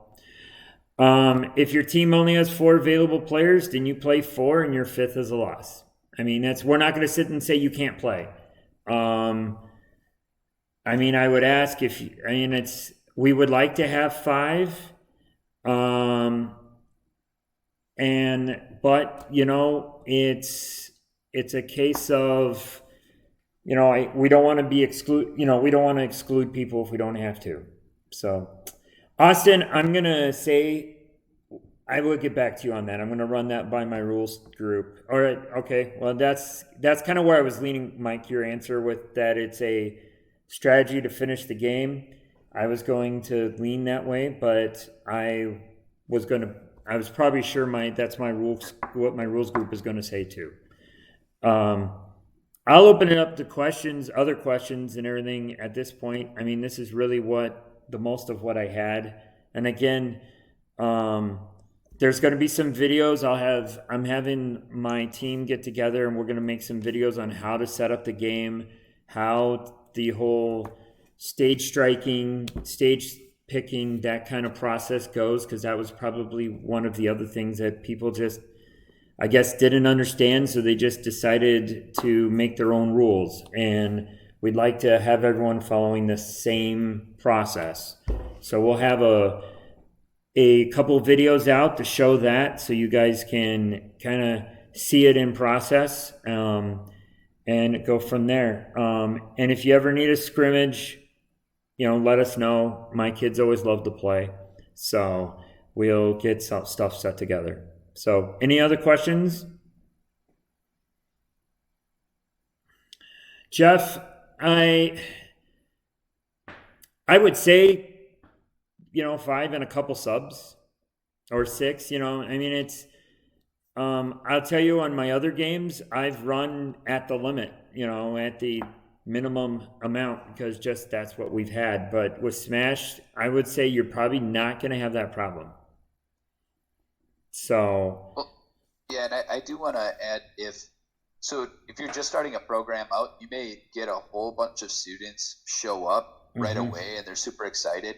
And then you may see your numbers taper off just because they have a hard time with commitment. So like another option, because Mike had mentioned too that we will have JV. If you know that you've got 5 kids, but only 3 for sure, and 2 want to, but it depends on if they have to ride the bus or a variety of different variables that go in, you can make a JV team. There's no way that you can't compete. And then even if you've got those 4 players, the really good teams, the 5 players, the high level varsity teams, automatically giving yourself that loss may mean you won't win an overall set. And so I mean it just depends on how good your students are.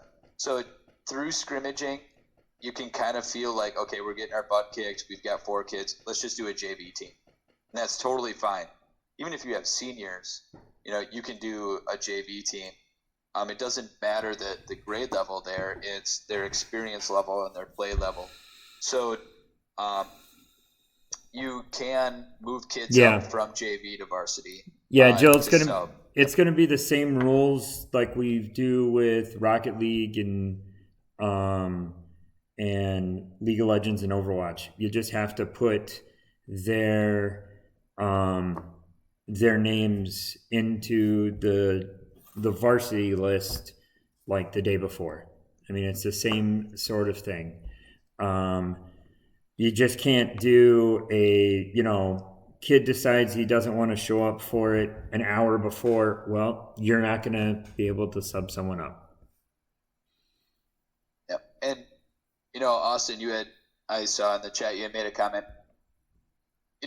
I think another part of scrimmages that people don't really see value in, and it's really important, is it gauges where your students are in comparison to a few other schools.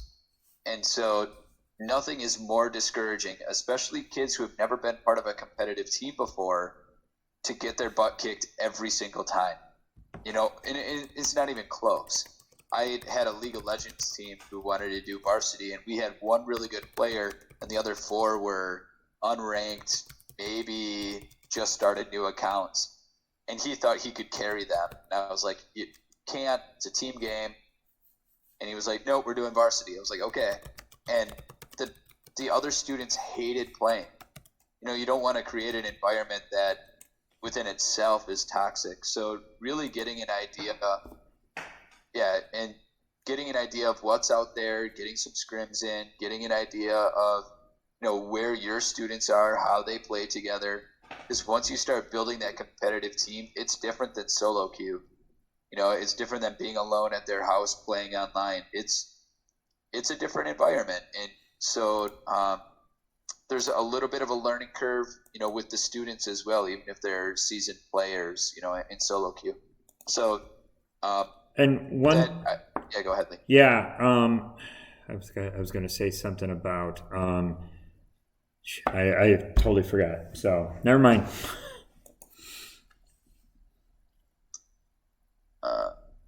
Okay. So, any other questions for Lee as far as Smash goes? I have a question, Lee, and we can talk about this after or another time if it's just me that has this problem, but I'm getting to that age where, memory retention isn't exactly my strong suit, and the strike 1, strike 2, pick 1, home team, away team, last team to win, vice versa, is very, very difficult to keep track of during the matches. We oftentimes are talking back and forth to the team, okay, who's striking first now, and then we both think it's the other team. And is there a way to make it a little more black and white as far as that rule set goes, or can we change the rule set or consider changing the rule set just to make it static no matter what? Well, this is why we're making the video for it. This is pretty standard. The process is pretty standard Smash tournament procedure. I mean, it's because I built this straight off of when we got it. We built it straight off another tournament, and I bounced it off my Smash pros here at the school and at other schools, and they're pretty much and we actually have simplified it because some of the stuff that they deal with is for in-person, when someone's sitting next to you and that's the person you're playing against. So we simplified some of that. I'll talk with, like I said, I have a team of students I work with on this stuff. I don't make these rules myself because, I don't know the game I know it well enough, but it's not perfect. I'm gonna try to make a better cheat. We'll try to make a better cheat sheet for everybody. We'll try to, and we'll try to work through the process on the video so that way everyone can see it, and so hopefully it's a little easier to deal with. It usually comes down to loser picks first. That's kind of what it is. It's just the start of the set gets a little tricky. And then when you're starting a new one, since we run 5 of them at a time. So, 5 of them, one right after another. So, but yeah, Austin, like I said, I'll take it to the rules group and we'll see if there's a way to make it simpler or if there's just a better way to kind of describe it out to people. I do think what would help is having a student who's familiar with the game but hasn't competed at like that tournament level. Mm-hmm. So like they're familiar with some of the language, but what they can do, because as I read through it, that's written to someone who's competed at a tournament level. So what we can do is use, someone who's familiar with the game who then can use the terminology or, create a sequence, right? Create a sequence that might be easier to follow. But no. And Austin, thanks for that question, because those are things too that as we become seasoned in everything we're doing, some things are overlooked unintentionally, or we just, we thought we answered that question and then it could be readdressed. So at any point in time, questions like that are definitely welcome.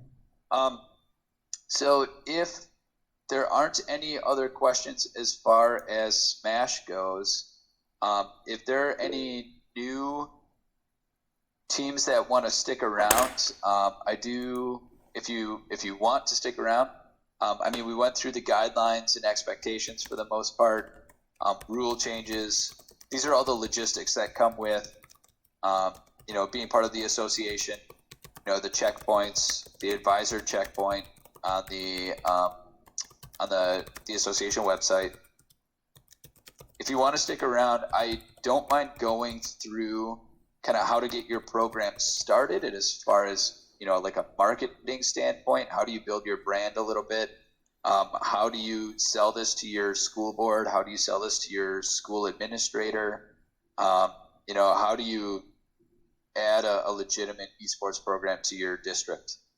If you want to stick around for that, how do you sell it to parents? Oh yeah, good call. Yeah, they're already sitting in their basement. Here's the easiest one you could do. They're not at home playing video games. Like they're not gonna, I will parent your kid.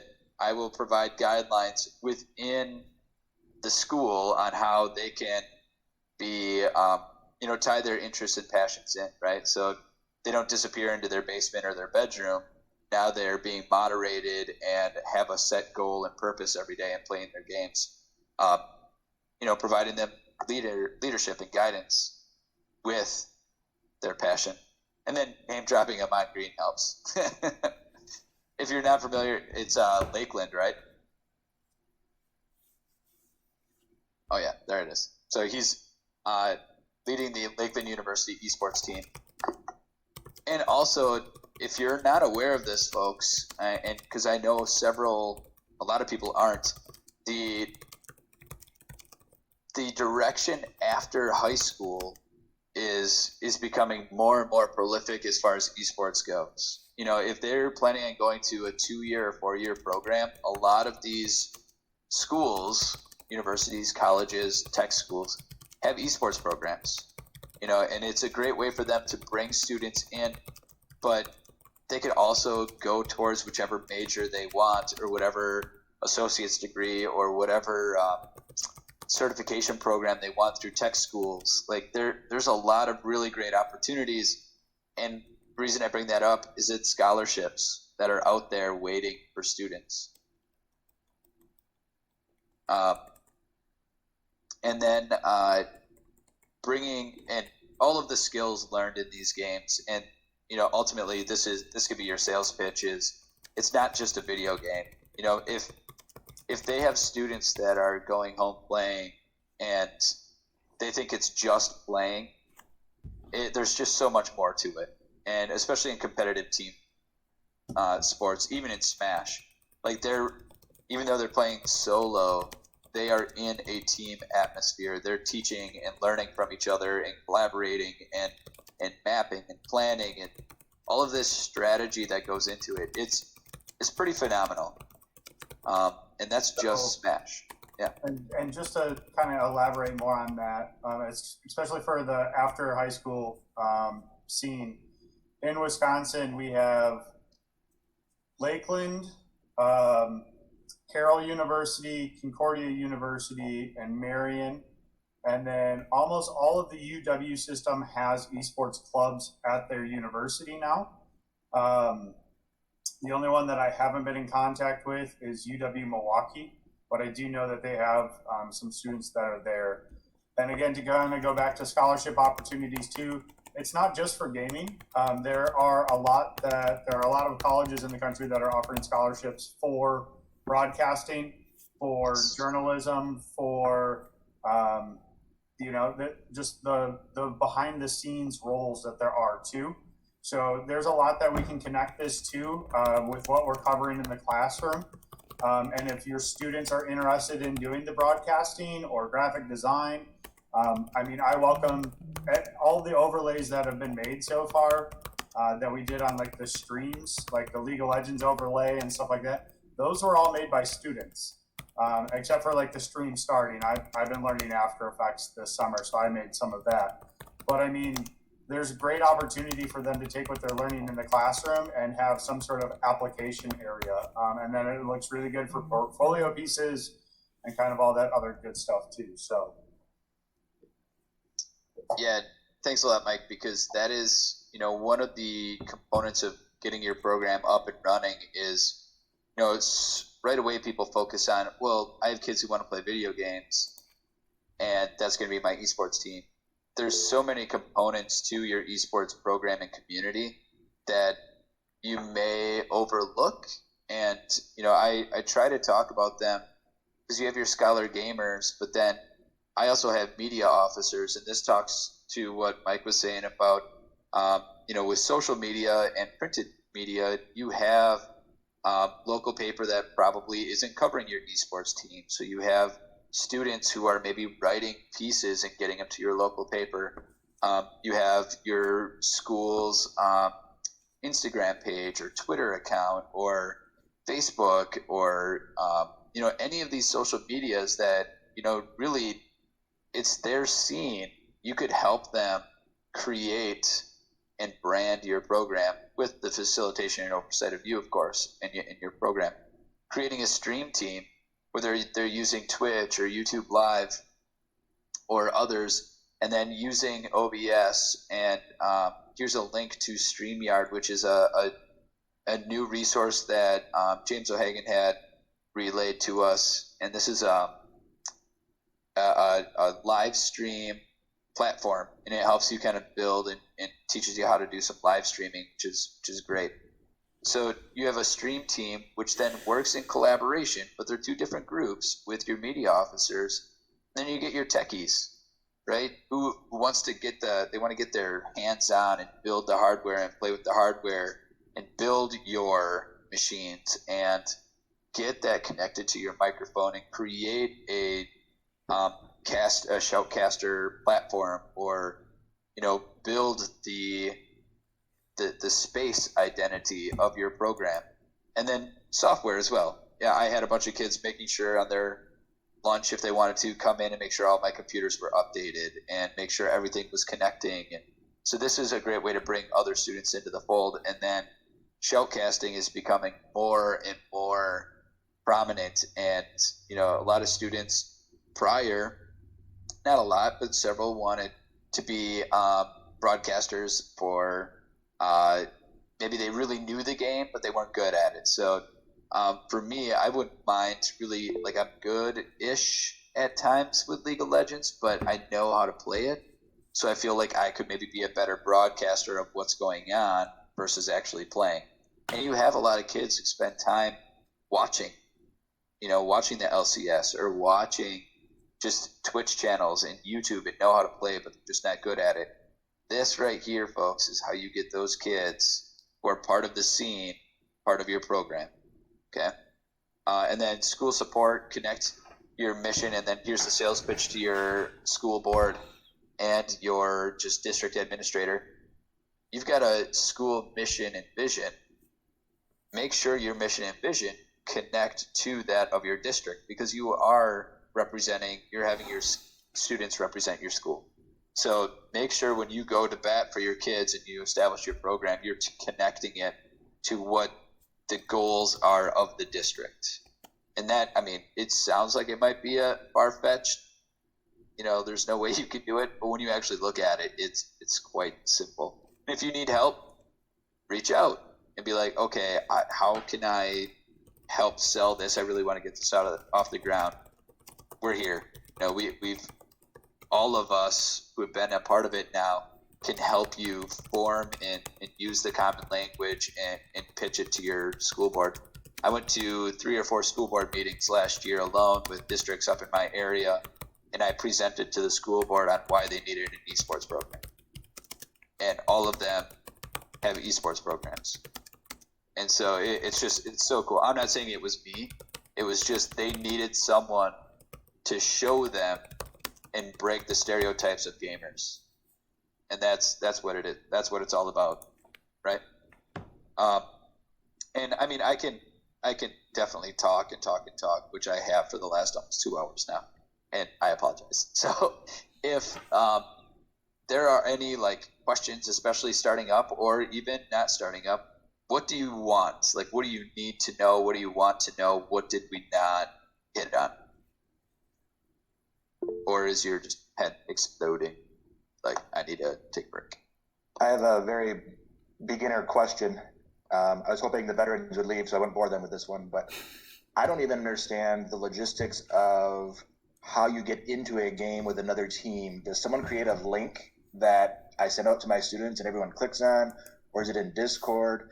And for a game like Rocket, which is not all on the same device, it doesn't matter which gaming system they use? So because of your question, I have added to my list of videos to make on Monday how to set up these custom lobbies. So I'll go ahead and go through that. It's all done inside the game itself. So for Rocket League, you can then invite somebody to a party, and then you create a custom game lobby, and then your party can join there. So usually the team captain will reach out to the other team captain, and they'll invite each other to a party, and then they set up a lobby from there.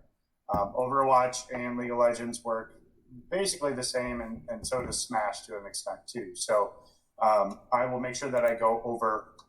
They can party from various devices, especially Rocket League, because it is cross-platform, and it is going free to play this summer as well. So that's no longer a paid title, which is awesome. So I will be making those videos in order to help you with that too. Thank you. See, the nice thing about Rocket League is I don't play using my keyboard. I'm more comfortable using an Xbox controller. So I have a wired Xbox controller that I just have plugged into my computer, as I've been playing a lot of Rocket League since the state championship. So they can bring their controllers that they're comfortable with and play on PCs. It depends on what's easier for you as a school. The PlayStation controllers do require a driver to be installed, though. It's the only downside to the PS4 controllers.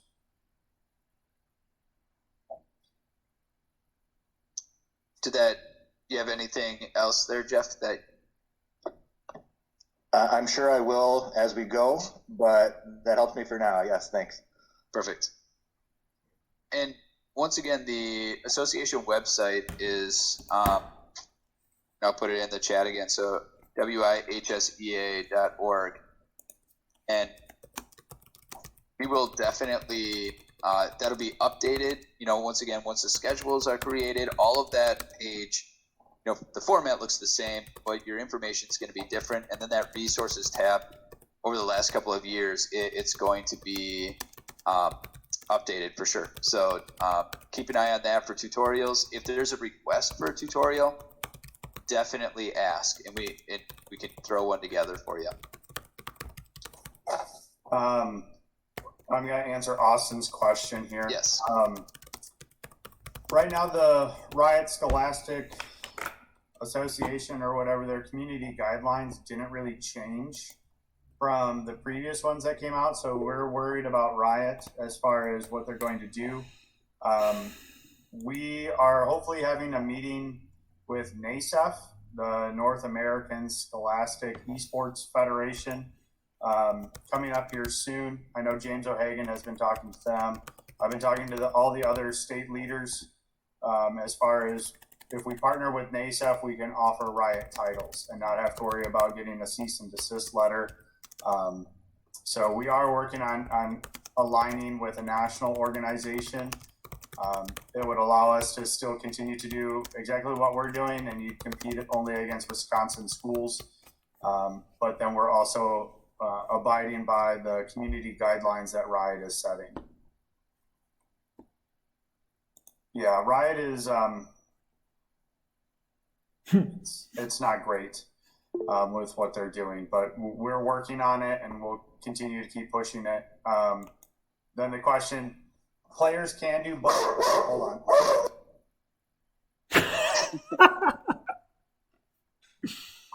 I have 6 dachshunds. I feel your pain.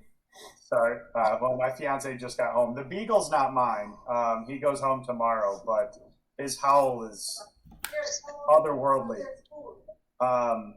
And then, they can play on both Smash and Overwatch in the fall, but the issue does come down to playoffs. So if matches are scheduled at the exact same time, then a student has to either determine if they're playing for which team.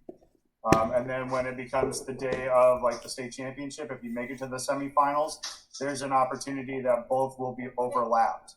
So then again, they're going to have to determine, are they playing for their Smash team or their Overwatch team in the semifinals?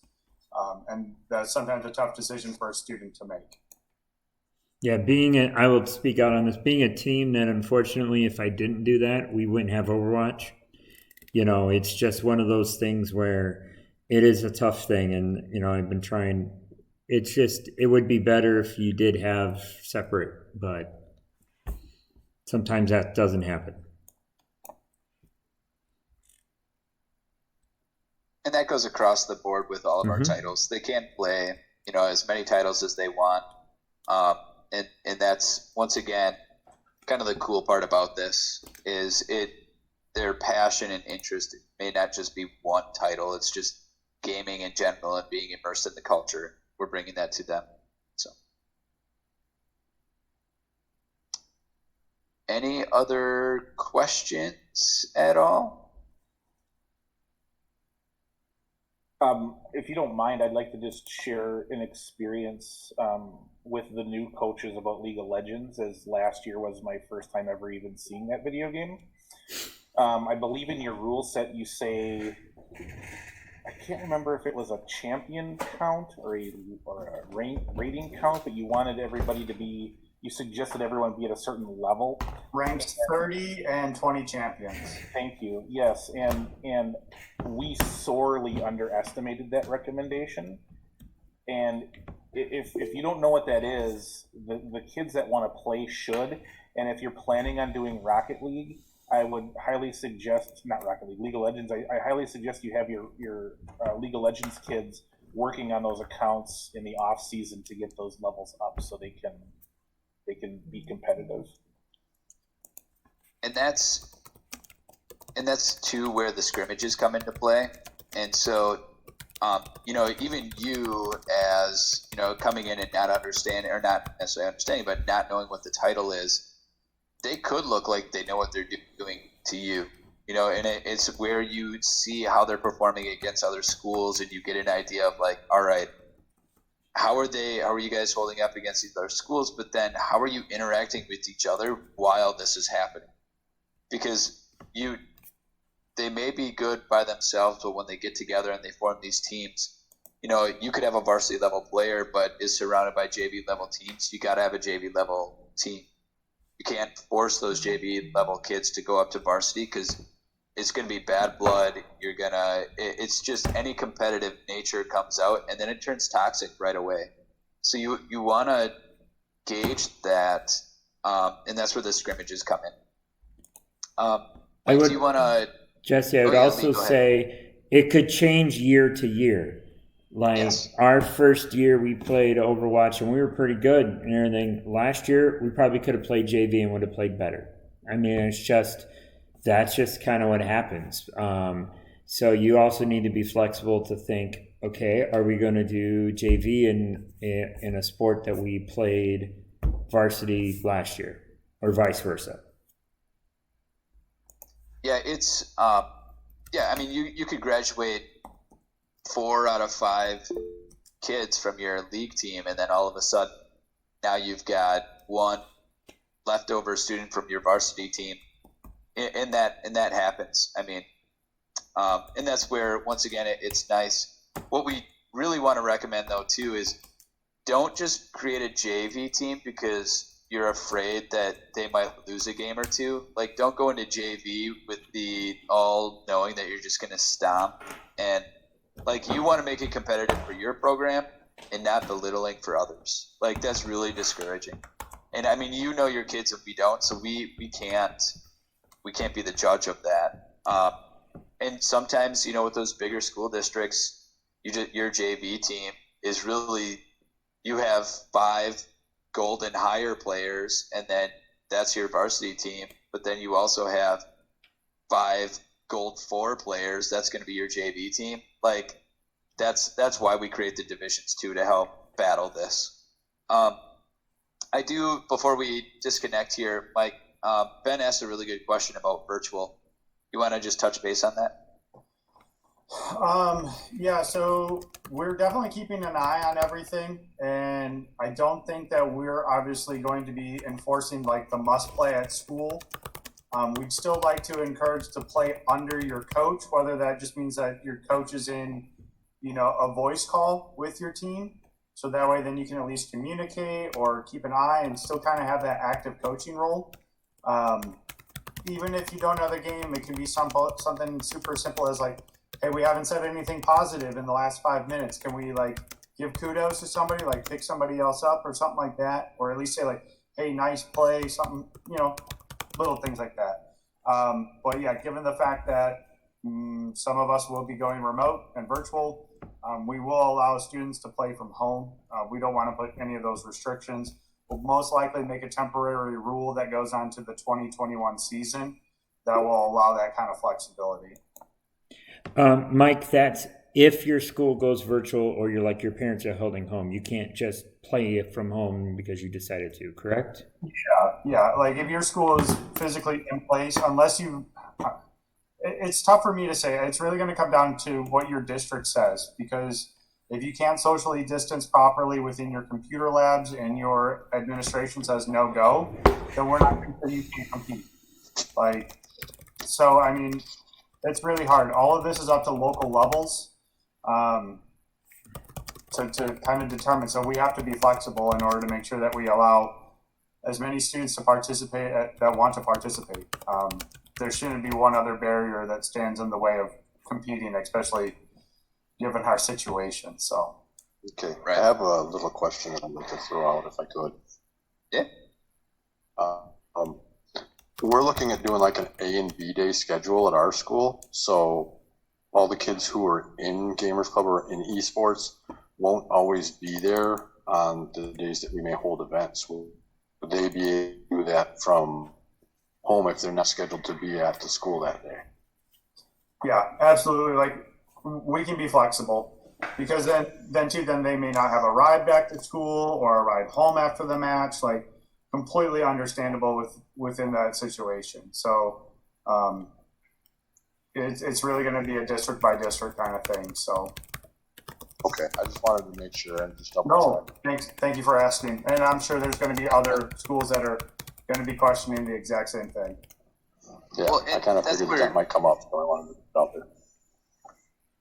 Yeah, and like Lee said in chat, it's just we want to bring. We just don't want kids to go back to, well, I'm just going to go home and play, but I'll play with you on my team, right? Like, so we still want, if they can, to bring them together and create that esports community within your district and pridefulness with your school. You know, and like Mike said, I mean, we definitely want to be flexible, but I had a thought and I lost it. It was a good one too. Let's see.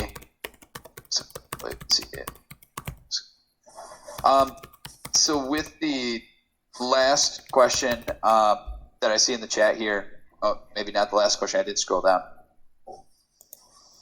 So with Rocket League being a free title, that's huge coming this summer. We chose PC or computer as the platform for most of our games because when we were in-house, they had access to computers that could probably play them, you know. And now we're approaching a situation where it's in a state of flux. So ultimately, I want to make sure you understand this. If for some reason things go south and you just can't put together the team for the fall or for the spring, don't lose contact with the association. Still be part of the Discord and still get kids on here, like trying to make teams from other districts just to scrimmage and keep yourself and everybody part of the loop, because next year things could be different, or you know, fall might be kind of crazy, spring might be different. And so don't totally disconnect if you know that connectivity, especially in rural areas, is going to be an issue. And then once again, on a more personal level, if you want to talk one-on-one with, you know, myself or Mike or Lee or anybody on how to get these programs up and running, you know, reach out to us and we could definitely do a one-on-one, you know, Google Meet or whatever to get your program going. Okay. Any other questions?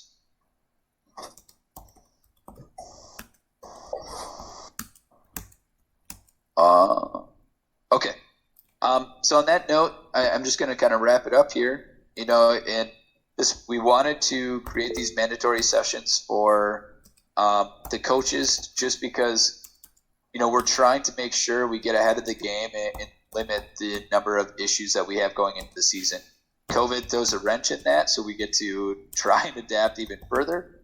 But you know, with these meetings, you guys are asking great questions and listening to what everyone else has to say. So, Lee and Mike, I'd say something inappropriate, but I won't.